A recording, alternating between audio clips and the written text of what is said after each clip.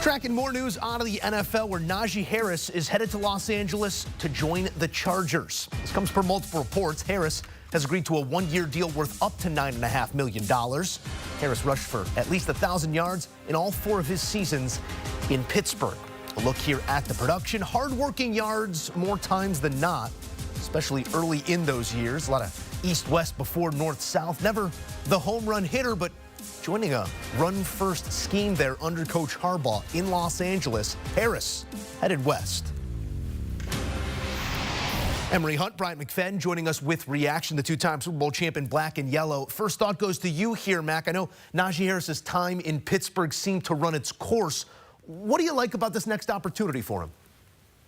Well, when you look at the mentality offensively with the Chargers, he kind of fits what they do, right? Going back to a year ago, you had 2 different backs that coexist nicely in the backfield for the Chargers. You had J.K. Dobbins, who was more of that home run hitter, a guy that can really break off a nice average in terms of the opportunities. And then you had Gus Edwards, who's more of the bigger back, the bully of the 2. And I think Najee would fit more of that Gus Edwards role. To your point, Joe, he's never been known to be a home run hitter, but he is a guy that can carve up quality yards in doing so with an ugly style. And it kind of fits what Coach Harbaugh is known to do, especially seeing his first opportunity there on the sidelines for the Chargers.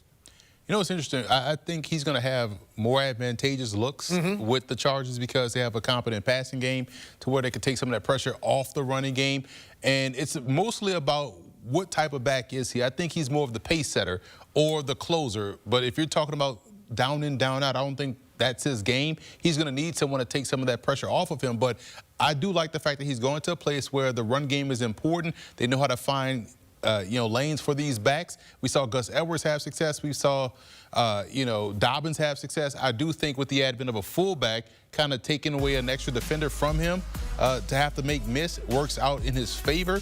So whether he's going to be the leadoff guy or even the closing guy, I think the fit is perfect for Najee Harris. And this outlines some of what we're saying here. Fewest yards per touch over these 4 seasons. Najee Harris second to only Ezekiel Elliott, and that also factors in what he did catching the ball out of the backfield. He has 3.9 yards per carry throughout his career, those 4 years.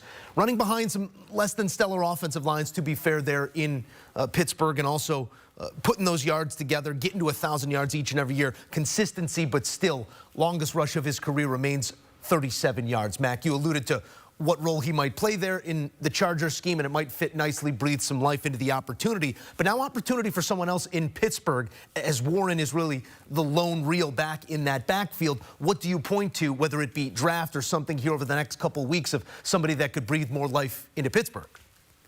Well, I do believe Pittsburgh will address the running back position in the draft. Now, which round? That's the intriguing question because of the DK Metcalf trade. They won't have a second-round pick in this year's draft. Now, we've been seeing Ashton Genty's name kind of associated with the Pittsburgh Steelers in the first round if he happens to fall into the 20s. Potentially, if that happens, I can see Pittsburgh easily taking a flyer on Ashton Genty. Remember, Najee Harris was a first-round selection, so the Pittsburgh Steelers, they have been known to take a fly on a first-round running back in years past, so Ashton Genty could be an answer for them in the draft if he's available when the Steelers select. Listen, I'm glad we're having this conversation because I feel like if it's Genty that's there, they may look at Emory and Hampton because they have sort of a Genty already in Warren. Hampton could be an option. Or if they want to wait till later, an Ollie Gordon would be an option. Take me deeper, because nobody is more well-versed in late-round running back than our Emory Hunt, who does homework on all these guys. Where is that value proposition when you look at this next draft round-wise? I would say rounds 3 and 4, and because you put yourself in conversation of the Ollie Gordons, the Phil Moffas from Clemson. You look at those, Jaquindon Jackson, who reminds me a lot of a light version of Matt Forte, 6'1", 225. So those are the backs that you kind of want to pair up with a Jalen Warren, because if you're in the first round and you only have that first round pick, you don't have a second round pick, you kind of have to go to what's your most pressing need. I still say it's probably receiver, or you go on the defensive side of football, find someone to kind of help you in that realm, or even the offensive line if you see the value dropping. But this is the draft to where you can get someone perfectly to pair up with a Jalen Warren. Emory, I'm also interested in your take here on the running back economy, as it currently stands. I know we have those outliers at the top of the market. Your Saquon Barkleys, yes, still your Christian McCaffreys, despite the injury, the dollar amount that they're bringing in. 9.5 on a one-year deal does reflect, I think, positively on Najee Harris. Would you say the same? I know we're not going over that $10 million threshold, but if this is a one-year prove-it deal, that's good money to prove it. We don't know the incentive basis. They're up to $9.5 million. And they're paying him for past performance. They say, hey, this is a guy that ran for 1,000 yards each season, and this is team specific. Will he get this money from, let's say, a New Orleans or, let's say, an Arizona Cardinals? Probably not. But for a team like the Chargers that need a tailback that runs the football like they do, this is perfect for him.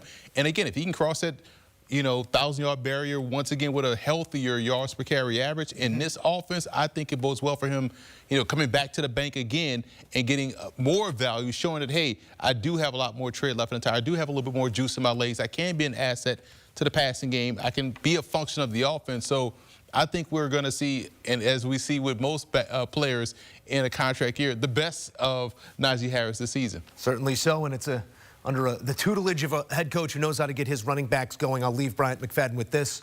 Don't cry because it's over.